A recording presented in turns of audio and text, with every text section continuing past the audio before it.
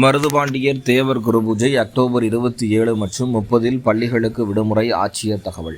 சுதந்திர போராட்ட வீரர்கள் மருதுபாண்டியர்கள், பசும்பொன் முத்துராமலிங்க தேவர் ஆகியோரது குருபூஜையை முன்னிட்டு வரும் திங்கட்கிழமை மற்றும் வெள்ளிக்கிழமை சிவகங்கை மாவட்டத்தில் உள்ள பின்வரும் ஒன்றியங்களைச் சார்ந்த அனைத்து பள்ளிகளுக்கும் விடுமுறை அறிவிக்கப்பட்டது. இதுகுறித்து மாவட்ட ஆட்சியர் பொற்கொடி வெளியிட்ட செய்தி.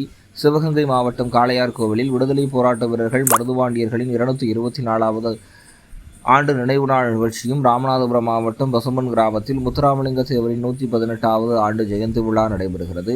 சிவகங்கை மாவட்டத்தில் சட்டம் ஒழுங்கை பராமரிக்கும் வகையில் பேருந்து வழித்தடத்தை மாற்றியமைத்தும் மாவட்டம் முழுவதும் உரிய பாதுகாப்பு கை நடவடிக்கைகள் மேற்கொள்ளப்பட்டு வருகிறது.